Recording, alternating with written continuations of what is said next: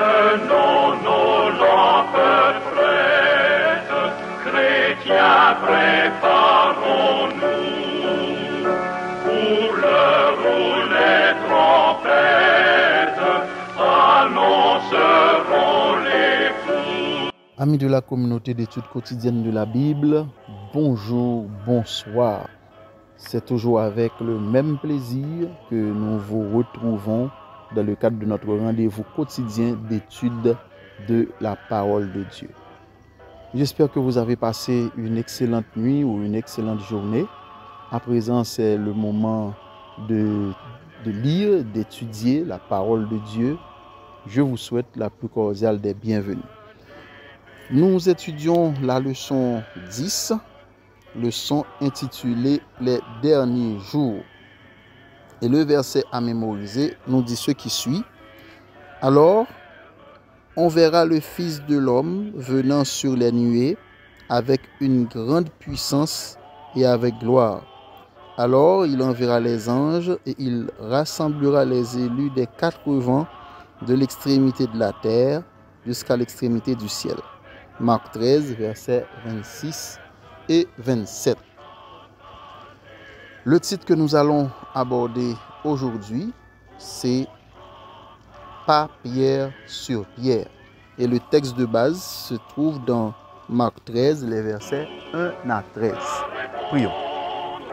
Notre Seigneur et notre Dieu, nous te disons merci pour tes bienfaits envers nous. Merci de nous accorder l'opportunité d'étudier ta parole. Guide-nous par ton Saint-Esprit. Au nom de Jésus. Amen. Pas pierre sur pierre, texte de base, Marc 13, versets 1 à 13. De quoi s'agit-il dans Marc 13, versets 1 à 13?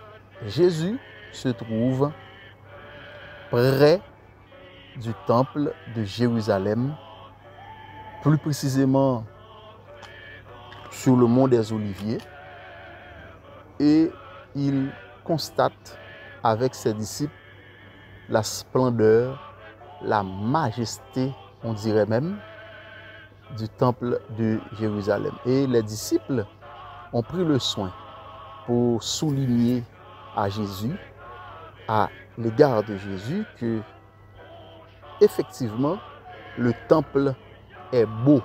La structure architecturale, c'est une véritable merveille. Et Jésus, de son côté, a acquiescé, a reconnu effectivement que le temple était vraiment beau, mais Jésus a précisé à ses disciples que malheureusement, il ne restera pas pierre sur pierre qui ne sera renversé. Et les disciples, étonnés, ont compris que, mais un temple comme celui-ci, une structure architecturale aussi solide, des murs aussi fermes, peuvent-ils être renversés? Par qui ou par quoi? Ils n'ont pas compris, ils n'ont pas voulu croire non plus, mais il y a eu les quatre autres disciples, Pierre, Jacques, Jean, André, qui ont pris le soin de demander à Jésus de fournir un peu plus d'explications sur ce qui allait se produire en réalité.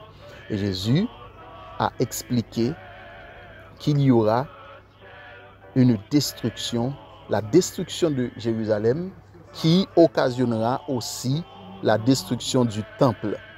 Effectivement, cette prophétie de Jésus allait se produire 40 ans après.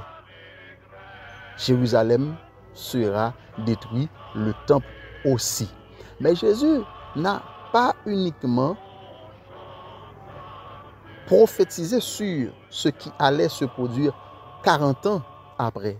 Il a pris le soin d'alerter ses disciples, de les prévenir que la fin est proche. La fin est proche, le retour, son second retour est proche et il y a des événements qui doivent se produire avant son retour. Et les événements qui doivent se produire, ce sont des événements qui seront très difficiles à absorber par les chrétiens, par les disciples de Jésus et par l'humanité tout entière.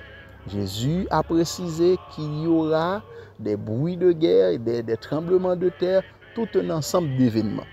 Mais ce qui importe,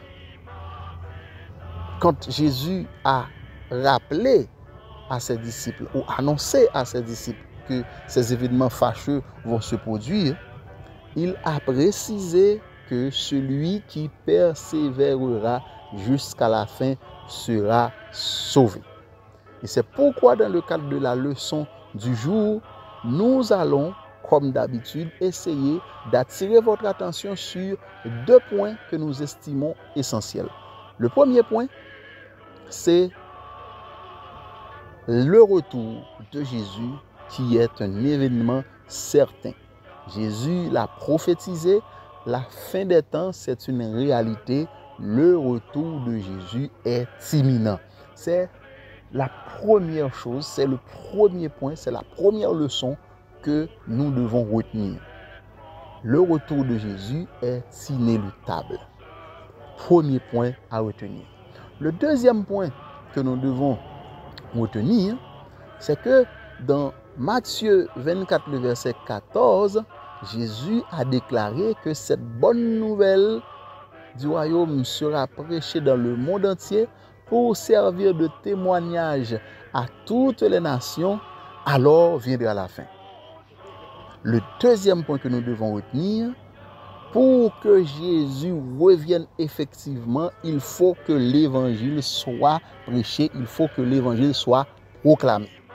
Donc vous et moi, en tant que chrétiens, nous avons 2 vérités à proclamer auprès de ceux qui ne connaissent pas Dieu. D'abord, que le retour de Jésus est imminent et que nous avons, par conséquent, la responsabilité d'hâter cet événement, de hâter le retour de Jésus. Et pour ce faire, il faut proclamer l'évangile. Chers amis de la communauté d'études quotidiennes de la Bible, nous espérons que l'Éternel nous fasse grâce, qu'il nous accorde son Saint-Esprit afin que nous puissions être armés spirituellement pour proclamer son évangile, mais que nous ayons cette force aussi, non seulement de proclamer cet évangile, mais de la vivre aussi. D'où le terme évangélisation. Oui. Notre Seigneur, notre Dieu, merci de nous avoir rappelé que ton retour est imminent et que nous devons nous préparer en conséquence. Que ton Saint-Esprit continue à nous guider au nom de Jésus. Amen.